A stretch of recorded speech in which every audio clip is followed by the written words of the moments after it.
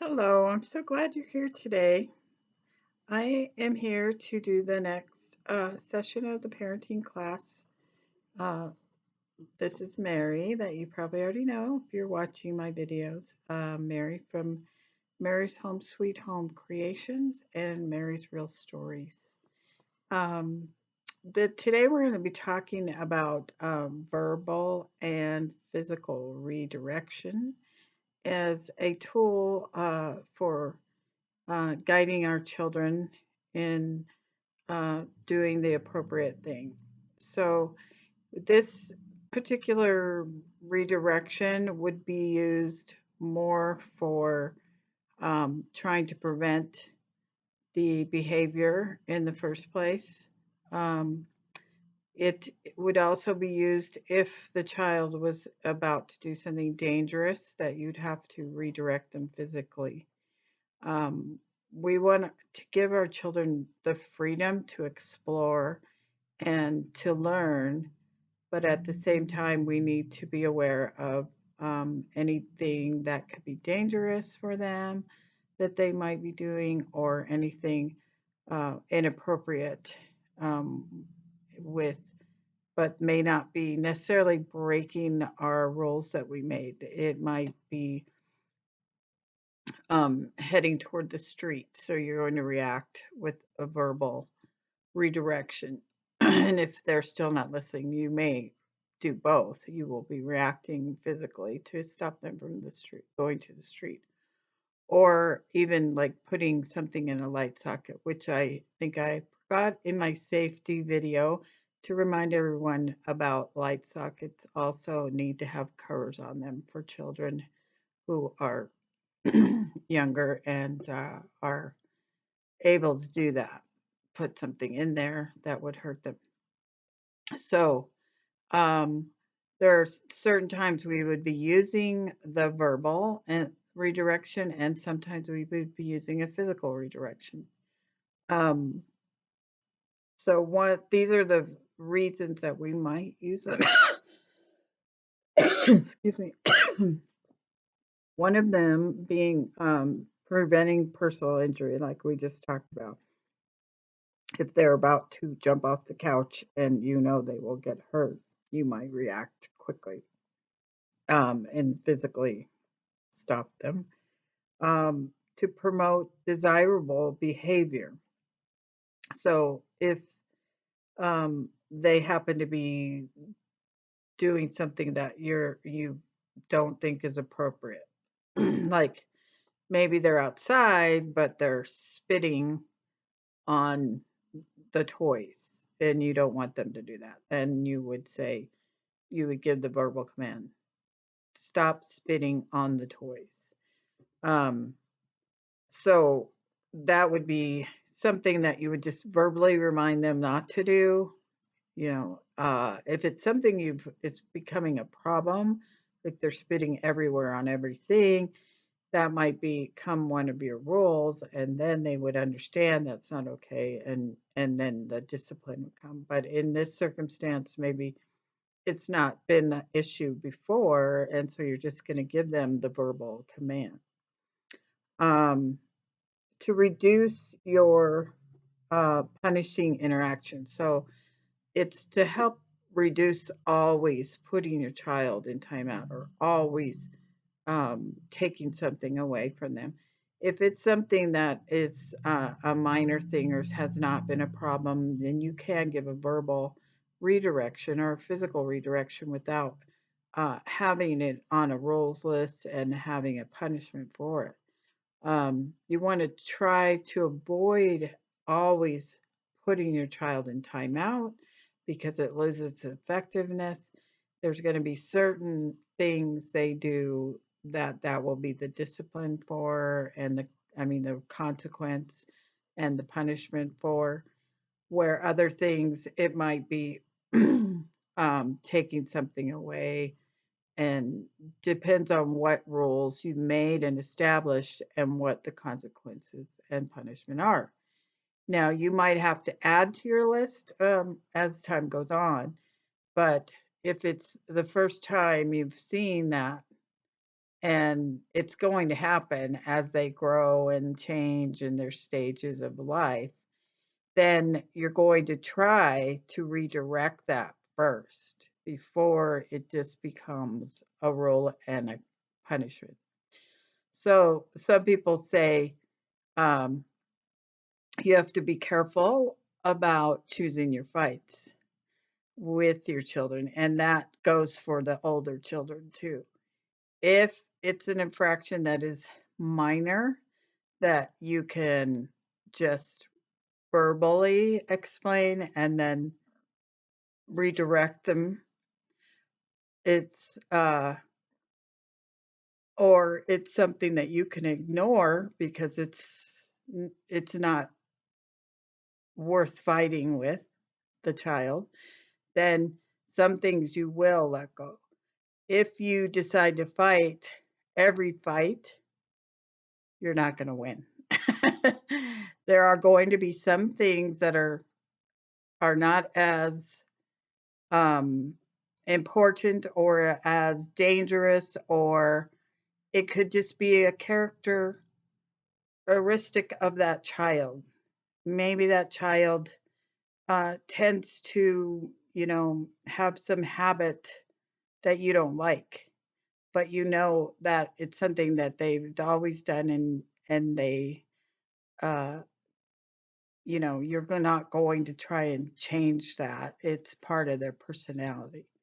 Um, you might try to change it if it's affecting the other people in the house or affecting um, the house rules.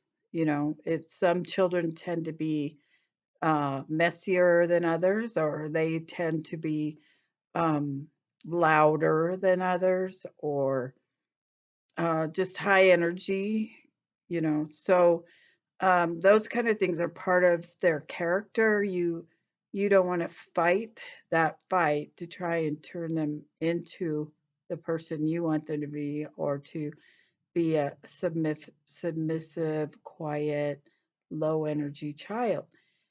If it's a rule that you're not yelling and loud in the house, then that's a rule that you can redirect them to go outside to make louder noise and to get their energy out.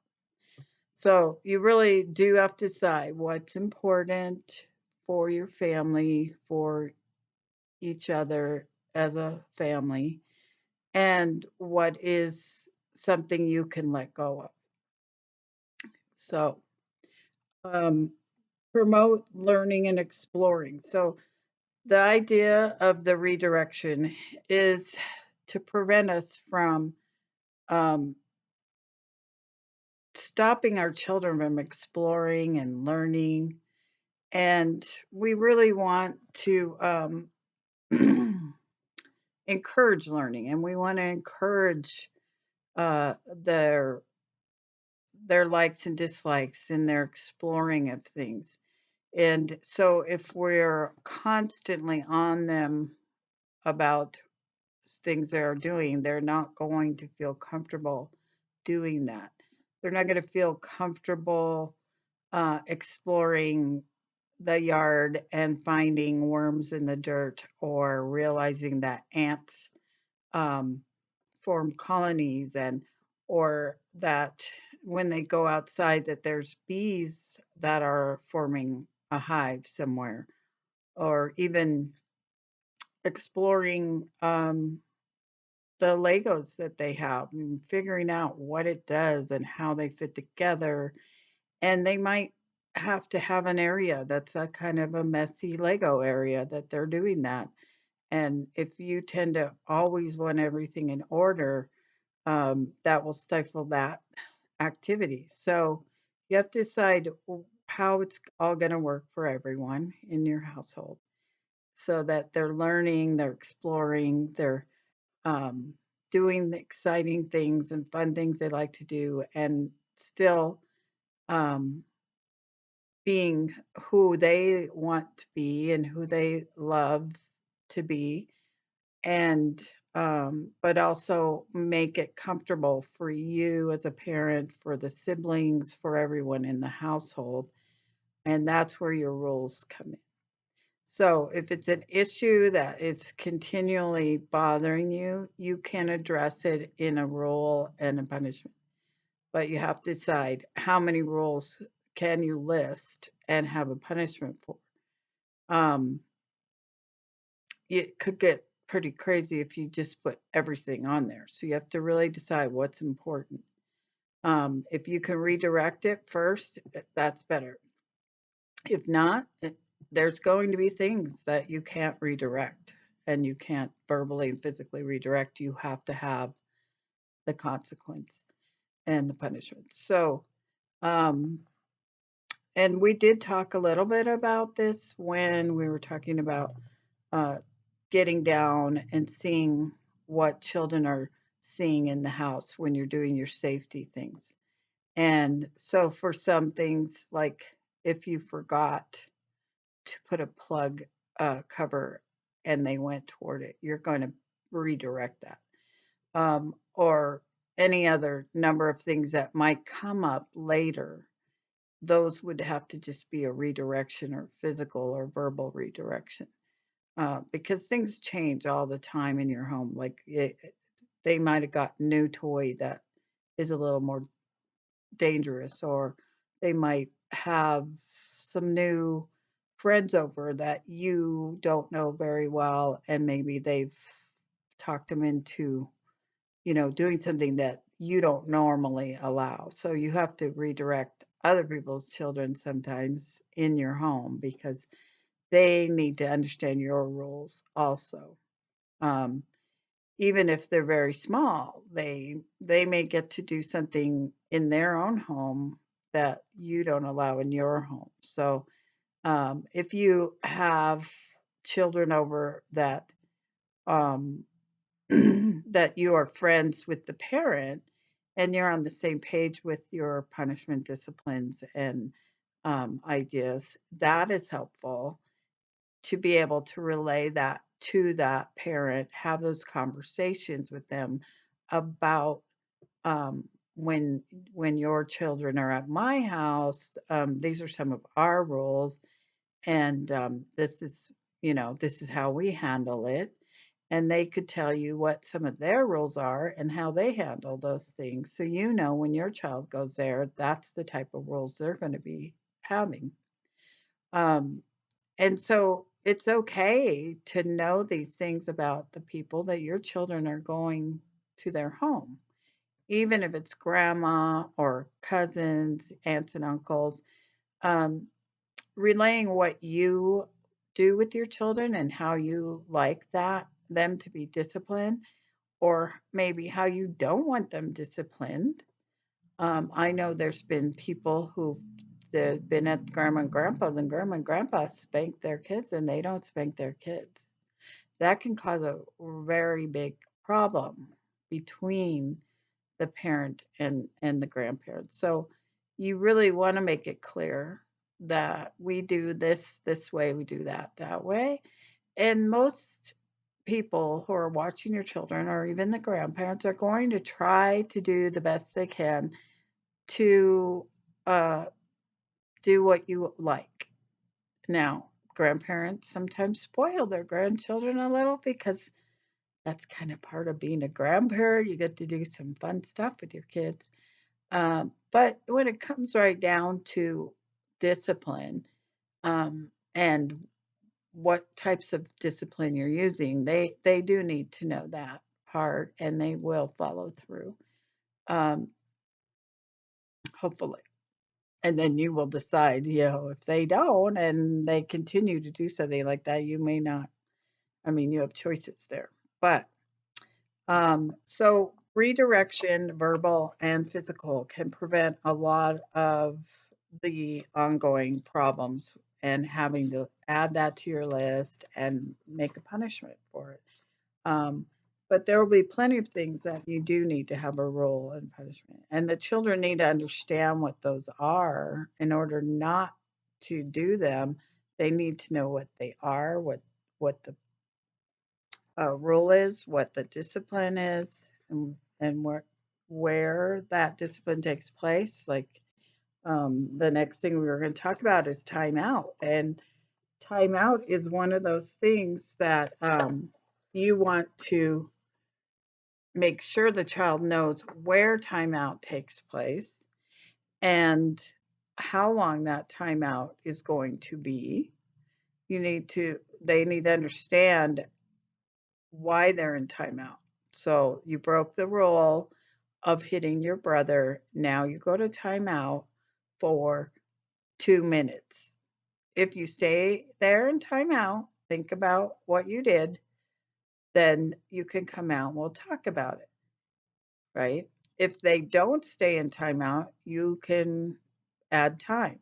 So if it's a severe infraction or whatever you want to call it, rule breaking, you're going to add more time than you would up to, you know, usually if they're under two, you're not going to be using timeout till they are at least two, and then it's 2 minutes. If as they get, used to timeout, then and there's a more severe rule break, or um, they're not going cooperatively, or they're not staying in timeout, then it starts over again and you can add like a minute. So you don't ever want to just isolate a child into a room and close the door, or put them in a dark, scary room, or anything like that. That's going to make the timeout not about what they did in the rule, but more about, oh, I'm scared. I don't want to be in here alone, and I'm locked in here, or any of that would not be helpful to the situation. So you have to be aware of the child and what space that you can use in your house for that. Sometimes children will decide to go to timeout themselves. They put themselves in timeout. They know that they did something wrong and they immediately go there. Others will go because they're just frustrated and they know they're not able to keep their behavior in control because they're just tired, or they're angry, or something's bothering them, and they will put themselves in a timeout for a while just to chill out and get it together. Kids who know how to um, control their behavior will know also when they're over the top and they need a break. So you can call it a break, you can call it timeout, but they might take their own. And as they get older, that's more appropriate, and timeout starts to not work because they're old enough to know right from wrong, and they know their own behavior better. They know when they're needing a break. So taking a break at that point, once they're older, you know, 6 years old or so, they're probably going to be taking a break, a timeout, um, on their own, maybe in their room. But before that, um, you will be implementing the place and the time and what rule was broken, what that consequence for that rule break was. And then after they're done with their timeout, you always need to address why they were in timeout, what the right thing to do would have been, or ask them what would have been a better thing to do than what you did.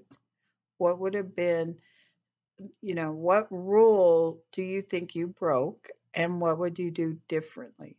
So if you get those conversations in there when they're little, they will be able to tell and communicate these things to you more and more as they get older. And the more open you can have your communication with your children, on even in those situations where they might be mad that you put them in timeout, But if they can understand what they did and why you had to follow through, consistency, we talked about that too in different videos. Consistency is important. If you don't follow through, even if you're at your sister's house and your child did something that they know is one of your rules and you warn them, warning children 2 and 3 times and then sending them the time out if it's not something that's hurting them or someone else. Um, they know the rule, they know the consequence. And so even when you're in your other family's house or somewhere you go regularly, you have to have that place. You can't wait till you get home and put them in timeout for something they did 3 hours ago. It's not going to work. They need to know at the time when they did it what the rule break was, why they're in timeout, and take the timeout, come out and be able to tell you what they would do different. Delaying all of that till you get home is pointless. They're not going to understand the way they would when you do it immediately. Um, and most people understand that. If they don't, then it's you're the parent, so you have to decide what's important at that moment. So, um, anyways, I want to say one more thing about timeout. Um, so we've talked about the fact that you shouldn't give timeout to children that are younger than 2, maybe 1.5, 9 months, but usually 2. And the younger than that, you're redirecting a lot, verbally, physically, keeping them from hurting themselves. And you're also teaching them what to do, what not to do. You're showing them, you're explaining to them, you're talking to them. Then by the time they're 2 and you've gone over some of your rules, which you might have to do over and over consistently, then they're going to understand them. They're going to understand the consequence and they're going to understand what timeout is because you're going to show them. And so, um, and then as they get older, like I said, it starts to be not as effective because they're getting old enough to understand right from wrong. And so it's not anymore. It's not just a teaching tool anymore. Then it becomes um, a defiance type thing, like, oh, I broke the rules. What are you gonna do? Put me in timeout for 10 years? No. Um, we're going to take away your birthday. No, we're going to take away your your favorite car that you like to play with until you can figure out what you did and what you need to do differently and show us that you're ready to do that. So as kids get older, you can communicate more and more with them, and the consequences change because you have to think it's something that they care about. Because if it's not anything they care about, it's not going to be a punishment to them, you know. Just like and you don't want to punish yourself either. Like, well, because you did that, you're staying home all weekend with me even though you have things that you needed to do. So you have to really be careful about that. Like if your punishment because you broke the rule is you're going to stay home all weekend with me and you're going to go everywhere I go and you're going to stay right with me. So if you had some meetings to go to or you had a activity that you had planned, you just put yourself in weekend timeout. So you have to really think about how that's going to happen too. So it has to be realistic. It has to be something you can do and follow through with. And it has to be something they care about. So there's lots to think about when you make these punishments too. And as time goes on, you'll realize that there's certain ones that are going to be more severe. Like the punishment will be more severe in order for your child to learn it. And as kids become teenagers, so important to keep doing it. Don't give up on your kids when they turn teenage years. Don't say, "Oh, I've done my best I can do.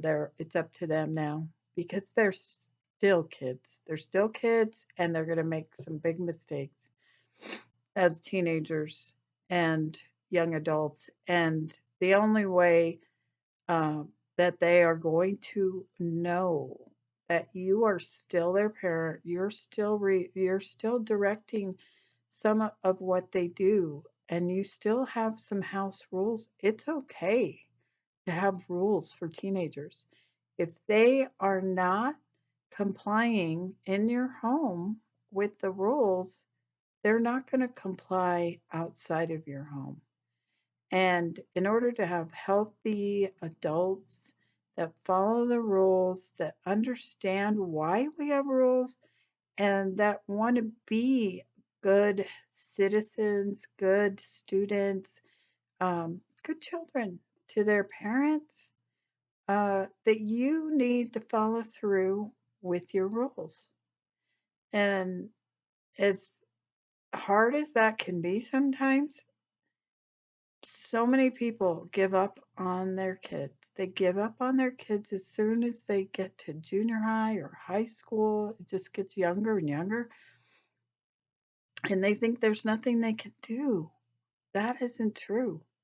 You establish rules from the beginning, and you keep establishing those rules as they get older, and you follow through with the consequences.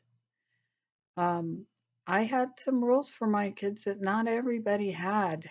For their friends didn't have some of the same rules, but they had to follow our rules. And I really believe that parents have more power than they think.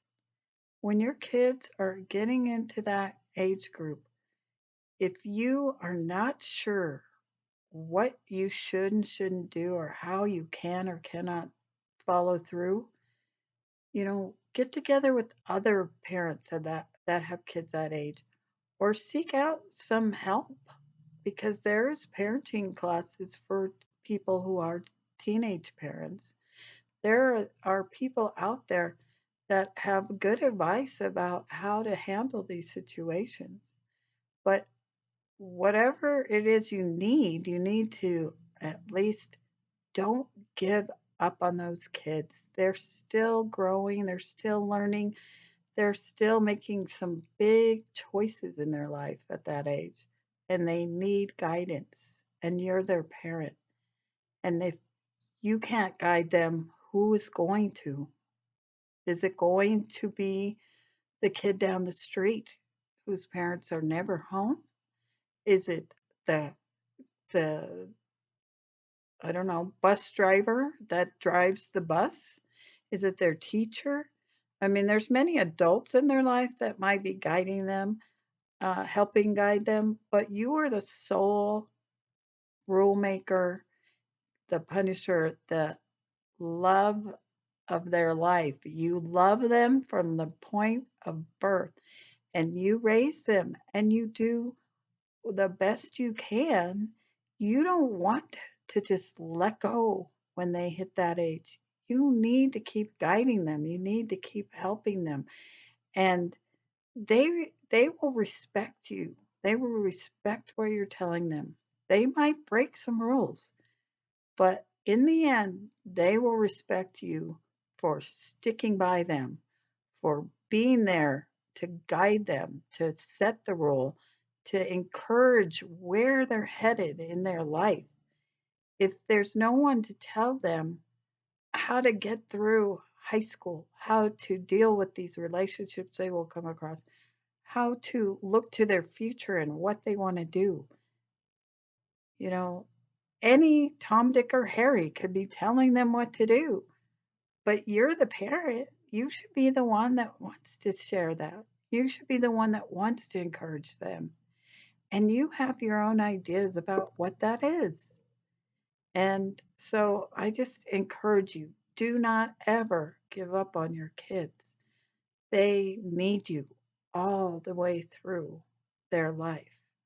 Even when they get older and they get married and they have children, they may detach from you off and on, but sometimes they really need you then too. And they will come back to ask for your help and your advice.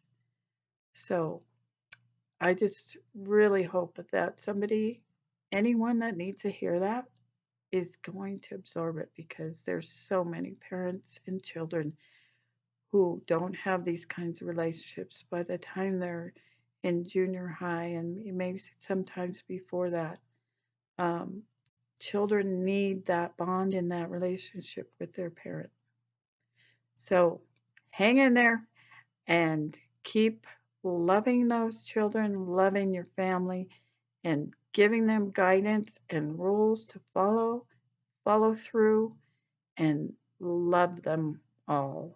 In the end, they will know you care and you love them. Okay. Have a great day, night, or morning, whenever you're watching this.